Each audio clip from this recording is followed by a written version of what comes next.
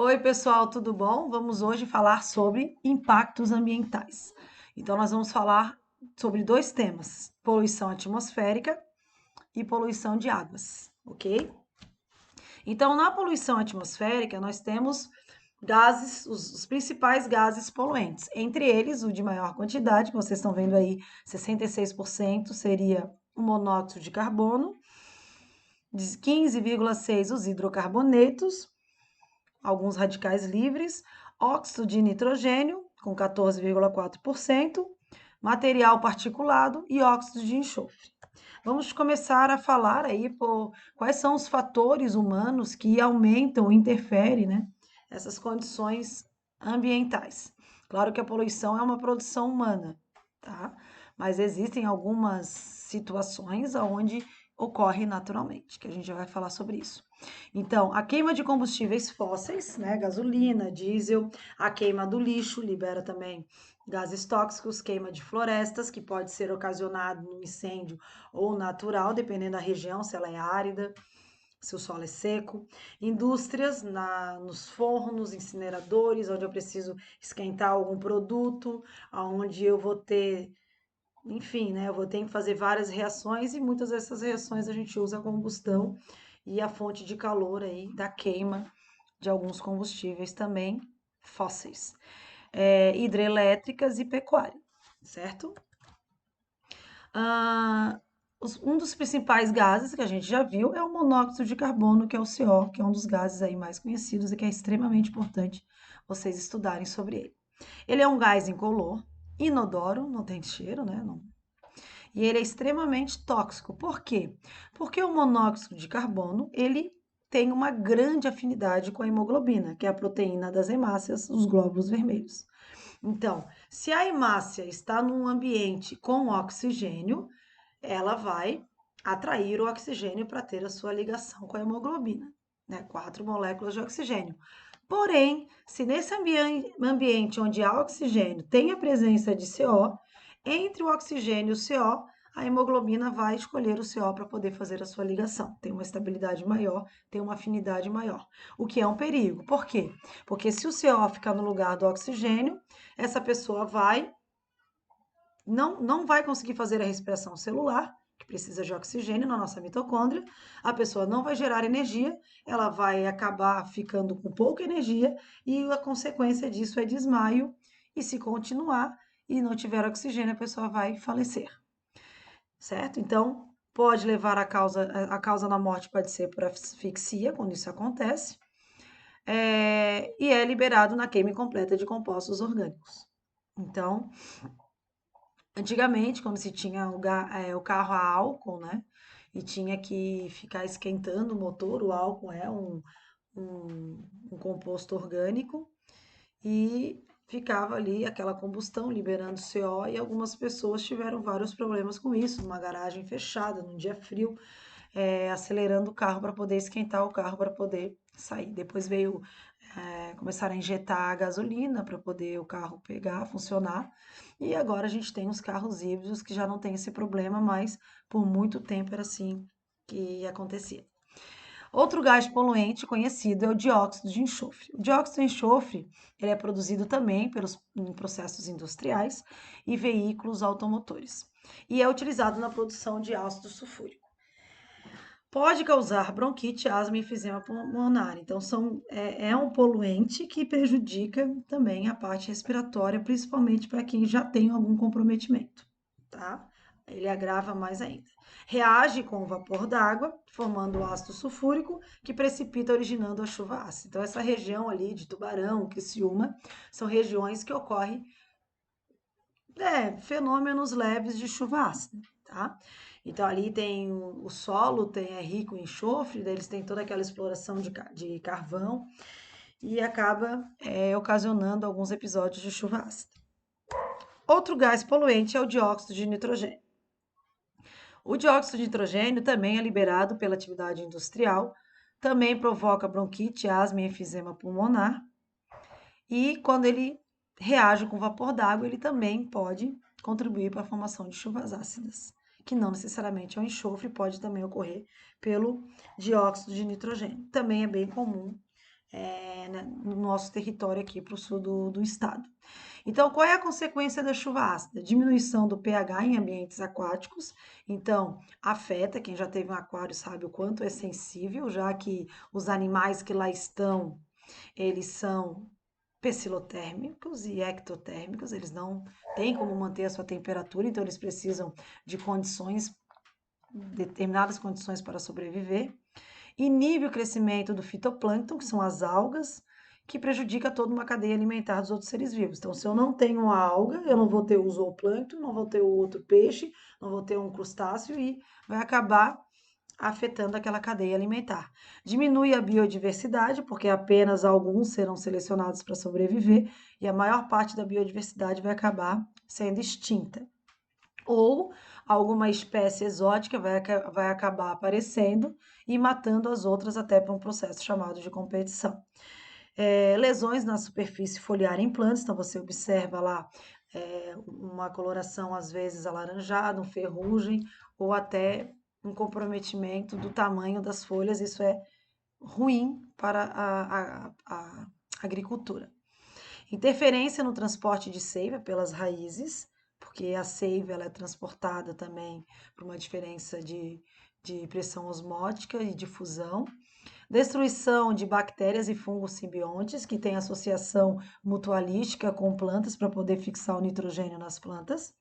E prejuízos à saúde humana, como algumas doenças, principalmente as doenças respiratórias, como eu mencionei, na chuva ácida ocasionada pelo ácido sulfúrico e também pelo óxido de nitrogênio, o óxido de enxofre e o óxido de nitrogênio. Inversão térmica. A inversão térmica é quando a gente tem. Então, o que é o normal dentro da física e da química, né? Dentro das correntes de ar? Quando o ar ele é quente, as moléculas têm uma agitação maior, elas ficam separadas, elas ficam menos densas, o ar sobe. Quando eu tenho o ar frio geralmente as moléculas estão mais próximas, ele é mais denso, ele desce. Esse é o natural. O que ocorre com a inversão térmica, né? Ocorre uma inversão devido à densidade atmosférica desse processo. Então acontece o quê? As camadas de ar mais baixas são normalmente mais quentes, pois absorvem calor irradiado pela superfície terrestre. O ar quente, por ser menos denso, como eu falei, sobe levando consigo poluentes. Ao subir, o ar torna-se frio e denso e acaba descendo novamente, criando uma corrente de convecção. Então, esse processo dá uma inversão, o que prejudica totalmente o ambiente e dá um impacto aí climático tremendo. E claro que afeta toda a biodiversidade do local, além de outros fatores. Principalmente no inverno, o solo torna-se mais frio, o que resfria a camada de ar imediatamente acima. Inversão térmica. Tá? Consequências dessa inversão. Acúmulo de poluentes no ar, porque daí não dá para dissipar esses poluentes. Então, o que afeta? Geralmente, poluição do ar afeta doenças respiratórias. Aumenta a bronquite, aumenta a asma, enfisema pulmonar, irritações nas mucosas, rinite, tosse, entre outros. Então, pense no momento que nós vivemos de reclusão, em algumas cidades que têm uma densidade, quer dizer, tem uma quantidade de poluentes elevado, como é o estado e também a cidade de São Paulo, principalmente a cidade de São Paulo. E aí vocês vejam como é complicado uma pessoa que está lá, naquelas condições, adquirir o coronavírus, que já afeta a parte respiratória, e ainda ter vários problemas consequentes do ambiente que a pessoa está vivendo, que é uma região extremamente poluída. Poluição hídrica. Antes de falar de poluição hídrica, eu só vou fazer um parênteses para falar para vocês sobre a camada de ozônio. Duas coisas que eu quero falar para vocês. Uma é a camada de ozônio. A camada de ozônio é uma camada que o que ocorreu ao longo do tempo? A diminuição dessa camada. Então, essa camada tinha uma grossura, né, em torno do nosso planeta e ela bloqueia as ondas ultravioletas, principalmente o UVA e o UVB. O UVC não chega aqui. O que ela protegia muito os seres terrestres era contra o UVA. O UVB é a ultravioleta que vai estimular a melanina a produzir cada vez mais, o que vai fazer com que a pessoa tenha uma pigmentação elevada. Então, é claro que todo mundo tem uma limitação genética, mas eu vou pegar sol, eu vou produzir melanina. A UVB trabalha com essa situação de queimar e produção de melanina. O problema não é a UVB, o problema é a UVA. A UVA, ela vai penetrar na nossa célula, vai mutar o DNA e fazer com que frequentemente, se isso ocorrer frequentemente, é possível que em um determinado momento esse DNA possa proliferar a melanina e ocasionar aí possivelmente algo que a gente chama de melanoma, que pode ser um câncer de pele, certo? Isso é camada de ozônio. Porque o ozônio é O3 e o O3 é instável. Então, alguns, algumas substâncias, né, os CFCs, eles acabam desestabilizando a molécula, então quebrando o O3 e formando O2 e outras moléculas aí que acabam prejudicando a camada de ozônio. Outra coisa importante falar para vocês é sobre o efeito estufa, que também tem a ver com a inversão térmica. O efeito estufa é um efeito natural, ele ocorre naturalmente, né? Então, as ondas, né? O calor, vou falar assim, do Sol, ele vem para a superfície do planeta Terra e ele esquenta o nosso planeta, né? Só que o que que acontece? Quando a gente tem um acúmulo muito grande de CO2, principalmente, acaba deixando o ambiente mais denso e os raios solares não conseguem dissipar para fora do planeta e eles permanecem entre a nuvem e o continente. O que que acontece? Aumenta mais ainda a temperatura. Claro que isso é sim um processo de aquecimento global.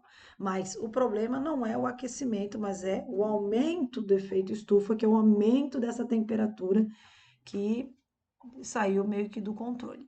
Então, isso é uma coisa importante que vocês saibam. Não assinalem jamais uma questão que diga que o efeito estufa não é natural. Ele é natural, porém, manter ele por muito tempo, a temperatura passar de um limite, aí eu já tenho um agravamento devido à poluição. Beleza? Vamos continuar ali, poluição hídrica. A mais famosa, que é a eutrofização, né? Aparece em várias questões de vestibulares, então vocês têm que entender muito bem como ela ocorre. É uma poluição do rio, lago ou mar. Lembrando que rio e lago, água dulcícola, e mar é água salobra. São regiões bem diferentes.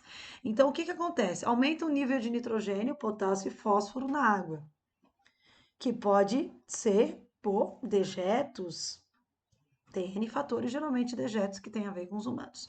Ou uma fábrica está despejando certas substâncias que aumentam o nível de nitrogênio, potássio e fósforo na água.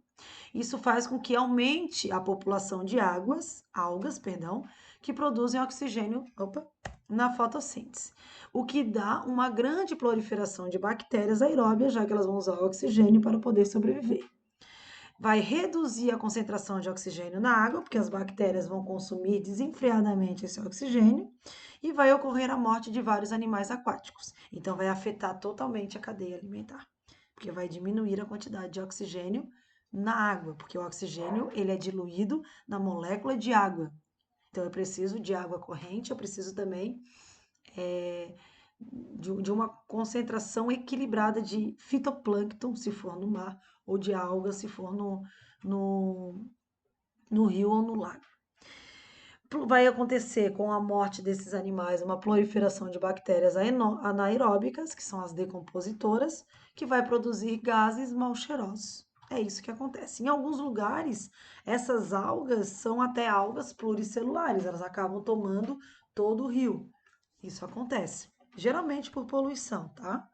Então a gente tem aqui um exemplo da Lagoa da Pampulha, totalmente, aqui dá para ver, né, a quantidade de algas, e aqui o Rio Tietê, que é bem poluído, né, é vergonhoso. Aqui ainda a gente enxerga um processo diferenciado do Rio Tietê, que tá uma desgraça, mas eles estavam, tem algumas regiões que tinham uma pesquisa de que o fim do Rio Tietê, se eu não me engano, ele já não é poluído, né? Mas enfim. A maré vermelha é um outro processo extremamente famoso em Santa Catarina, que é quando eu tenho um acúmulo de algas unicelulares chamadas de dinoflagelados, que quando eles aumentam a poluição no mar, eles começam a se proliferar loucamente. Nisso, eles liberam cápsulas, que eu vou falar para vocês melhor depois, cápsulas para o fundo do mar, e eles, ao se multiplicar e liberar essa cápsula, eles acabam morrendo. E ao morrer, eles liberam uma toxina de uma coloração, como está aqui, ferrugem alaranjada, como eles chamam de maré vermelha, parece um mar vermelho, que vai limpar toda aquela poluição para que aquelas cápsulazinhas que foram liberadas com os esporos venham para a superfície para dar origem às novas algas. Tá? É bem bonitinho. O acúmulo dessas algas se deve ao processo de eutrofização, que também é um tipo de eutrofização. Em excesso, as algas produzem componentes tóxicos na água, causando morte de milhares de peixes. Se eu pegar esse peixe e me alimentar desse peixe, eu posso ter problema também de infecção alimentar, pode até, dependendo do indivíduo, chegar ao óbito, o que não é muito comum, mas pode acontecer. Por isso que é proibida a venda de ostras e camarões. Por quê? Porque ostra e camarões são animais filtradores, tá? Ocorre também a perda da biodiversidade, certo? E essa perda da biodiversidade não tem só a ver com a poluição do ar e a poluição da água, tá? Então, o que é biodiversidade? Só para dar um conceito melhor para vocês.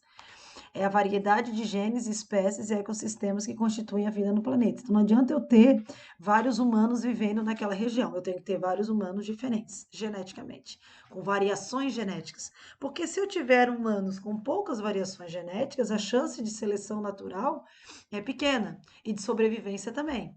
Então, eu acho que eu já devo ter comentado que existem sim seres que já estão extintos e a espécie está extinta, mas ainda está viva. Por quê? Porque a variação genética é tão pequena que qualquer mudança no ambiente vai eliminar a espécie, tá?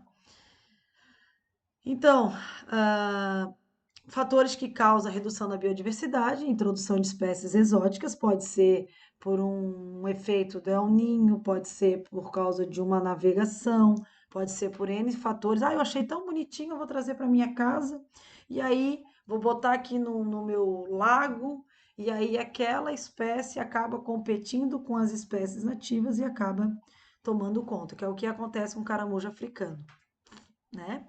Aqui a gente já ouviu falar, tem um monte de casos em Florianópolis e aumentou terrivelmente, né? O mexilhão dourado é uma outra espécie exótica que domina tudo, ó, acaba pegando espaço de corais e outros animais aquáticos. A fragmentação de habitats, quando a gente ocorre um desmatamento. Caça e pesca predatória, tráfico de animais, então aqui alguns exemplos de tráfico de animais, né? Muitos deles morrem.